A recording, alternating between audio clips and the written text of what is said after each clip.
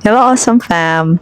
Mula nung mas naintindihan ko na mas marami pa tayong bacteria, good bacteria sa katawan kesa sa genes at cells natin at kung gaano sila ka-influential sa health ng ating brain at buong katawan, mas nagkaka-interest na rin akong mag-explore gumawa ng cultured food or probiotic food.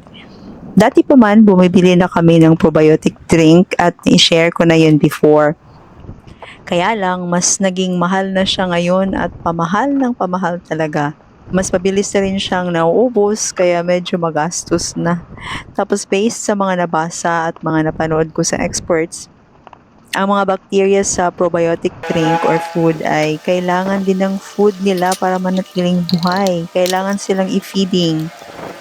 Kaya pag matagal na sa shelf yung nabibili, lalo na yung binibili namin, baka nabawasan na rin ang live bacteria nun. Kaya naghahanap ako ng ibang ways ngayon na mas practical at mas sulit. At ito talagang paggawa ng cultured food sa bahay, going back to the old practice ng mga ninuno natin, ang nakita kong dapat gawin ko na rin.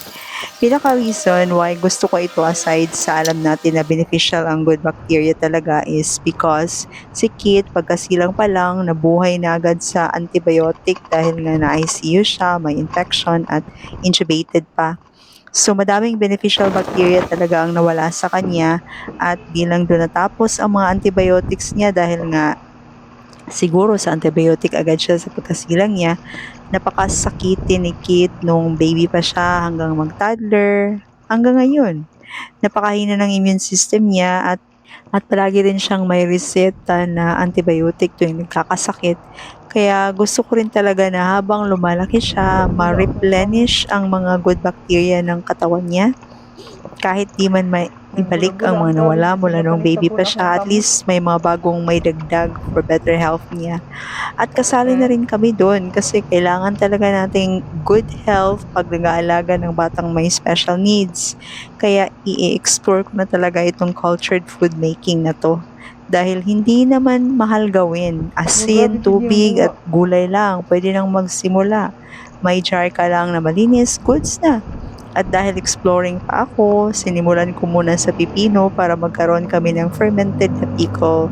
Ginaya ko lang yung mga pinanood ko at sana sumakses nga para tuloy-tuloy na.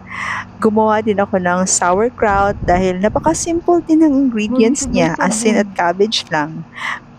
Gumamit ako ng mga measuring cups dito kasi wala akong weighing scale at itong mga measuring cups ay nabili ko nung pandemic kasi napakadaming uso nun at bumili ako pero hindi ko gamit nun. Ngayon magagamit ko na talaga.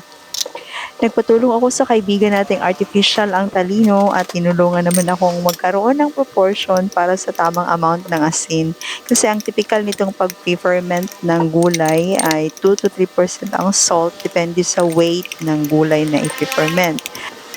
At dahil wala akong weighing scale, so kailangan kong gumamit ng ibang paraan na makuha ko yung proportion ng salt. Tinulungan naman ako ng ating kaibigan na artificial ang talino. At dahil may ginger din kami, ayan, gumawa na rin ako ng ginger bag. Ito yung magiging starter ng homemade soda, kumbaga. So, pag mag-juice kami next time at successful itong ginger bag ko, ihahalo ko lang ito sa juice, ang liquid nito, at i-ferment yun for a day para may fermented and bubbly drink na kami na good for the tummy. At pag good for the tummy, good for the whole body na rin yan. Sana nga awesome fam, sumakses ang mga ginawa ko tonight para di na masyadong mabigat sa budget ang pagkakaroon ng probiotic sa bahay. At pag magaling na akong gumawa nito, awesome fam, saka na lang ako mag-share ng step by step paano gawin. Dahil baka mali pa ma-share ko.